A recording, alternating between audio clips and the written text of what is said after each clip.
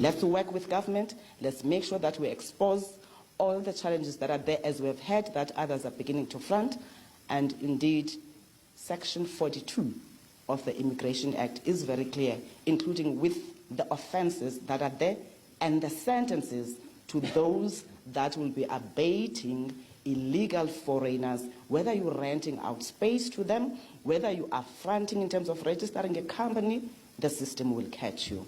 And we don't want to be doing that, fellow South Africans. We want to work with you in order to make sure that our streets are clean and our kids and everyone consumes the quality food that they must consume. And those that are selling, they must sell the right product. Thank you, teacher.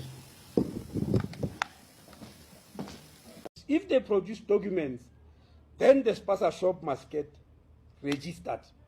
And in registering it, we must also register them to pay tax. That's what we agreed on. Then we said after it's registered, it means it's a legitimate Spaza shop now.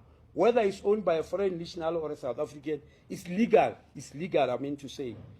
Then we said the Department of Health will then come in.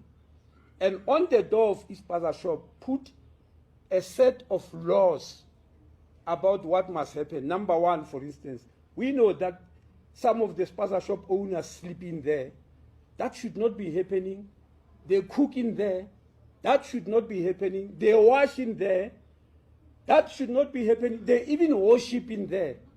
We can't stop people from praying, but holding a church service is something different. Foreign nationals will be required to provide valid documentation from the Department of Home Affairs, giving them authorization to operate a business in South Africa. We don't have that authority as the province or local municipalities. This must be in the form of a valid business visa or a work permit. The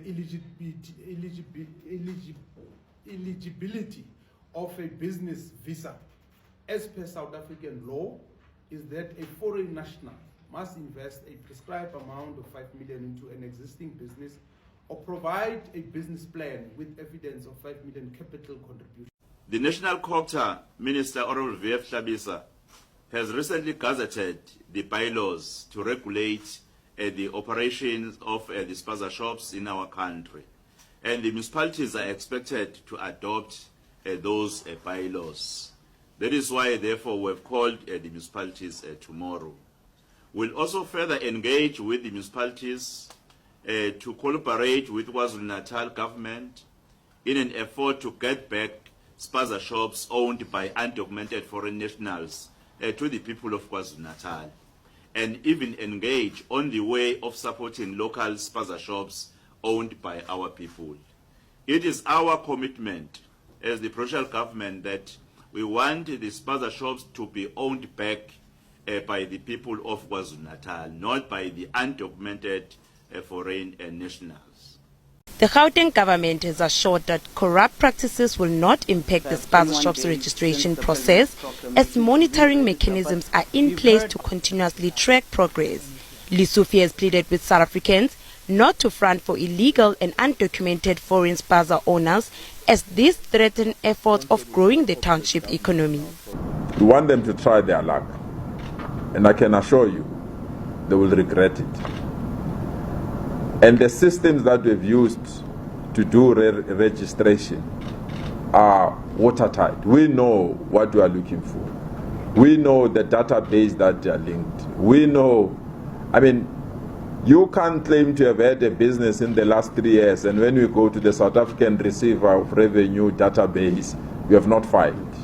The Department of Basic Education has issued a circular on incidents of food poisoning to serve as guideline for schools and vendors regarding food sales in school. We've noted the SGBs and other formations that have raised concern on this matter. The Executive Council is open in having these discussions and ensuring that we conclude these consultation processes so that we can be ready for the reopening of schools in 2025. On the subject of illegal mining, Lesofie says as the province, they've managed to close some of the mines that were not accounted for. He has issued a stern warning to those who continue to engage in illegal mining. We still have soldiers in our province that are assisting us to manage the issue of Zamazamas. I must be honest, from where we come from, we've managed to reduce substantially so acts of Zamazamas where they felt that they can do as they wish in our province. But we'll attend to the issue of Carltonville as soon as possible. Lesufi says his department will continue to work around the clock to fight corruption and any illegal activities in the province. Lerato Makula, SABC News in Johannesburg.